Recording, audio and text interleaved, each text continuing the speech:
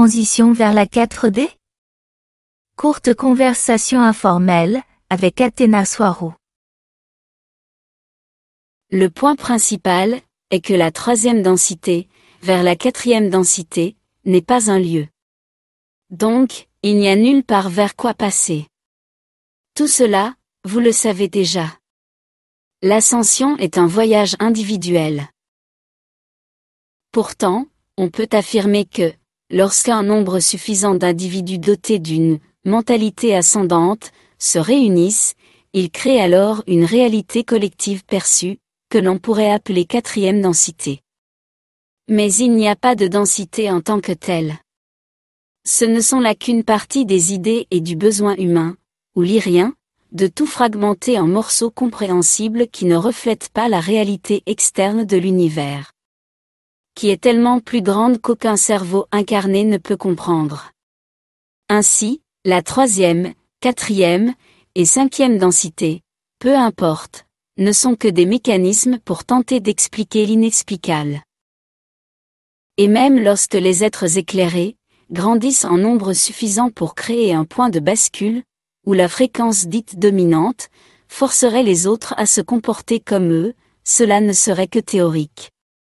Il n'existe aucune onde galactique magique à haute fréquence qui puisse transformer l'humanité en êtres de lumière. Ce sont tous des êtres de lumière comme ils le sont déjà.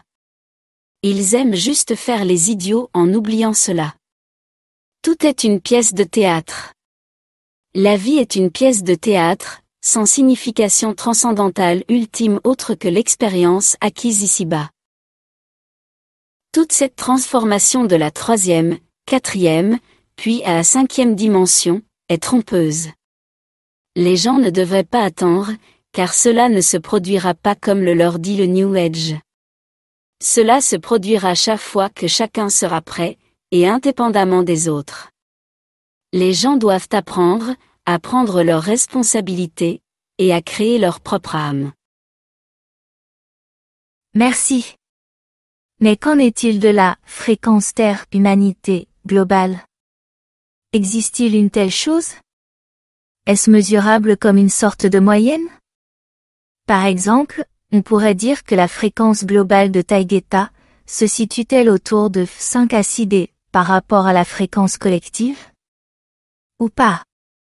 Si oui, quelle serait alors la fréquence collective générale des humains, si elle était mesurable?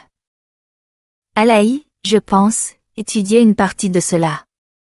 L'influence des graines d'étoiles sur différentes régions et leur fréquence globale en conséquence. Parce qu'on dit que les graines d'étoiles élèvent la fréquence autour d'elles. Cela suggère logiquement que si élevée, elle est en quelque sorte connue, observée. Sinon, comment saurait-on qu'elle est élevée? Et si tel est le cas, il faudrait alors savoir si la fréquence du collectif sur Terre augmente, ou non. C'est peut-être ce que signifie passer à la 4D, si elle augmente.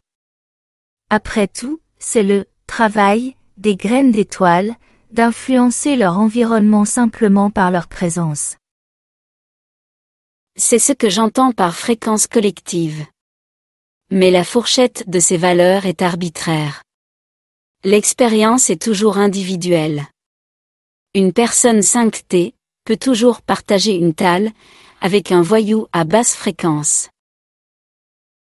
Je comprends.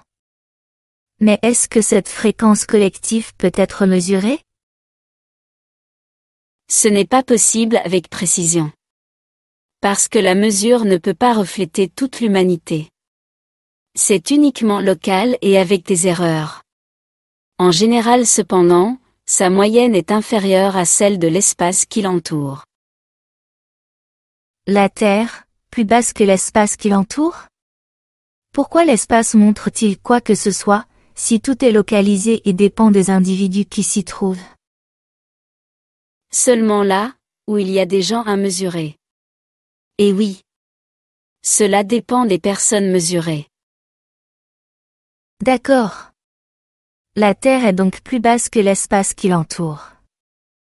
Mais est-ce qu'elle monte? Mieux que par le passé, par exemple? C'est là le problème. Cela ne reflète pas la totalité de la Terre. Les calculs ne sont pas précis. Cela ne monte pas. C'est polarisant. Haut et des bas? Oui. C'est un combat pour la conscience et la perception. Tout ne peut pas être entièrement mesuré. Mais, de manière générale, la situation était moins polarisée auparavant qu'aujourd'hui. Il existe des correctifs très élevés, ainsi que des correctifs faibles. Donc, nous, les graines d'étoiles, n'élevons pas la fréquence, mais la polarisons. Finalement, si la hauteur est maintenue et gagne, alors la moyenne sera plus élevée. Waouh! C'est pourquoi il est si important de maintenir la fréquence. Je vois bien. Donc, cela pourrait alors être considéré comme entrant dans la 4D, en termes New Age. Peut-être. Mais en sachant toujours que c'est essentiellement arbitraire. Tout le monde définit différemment 3D, 4D, 5D. Cela fait partie du désordre.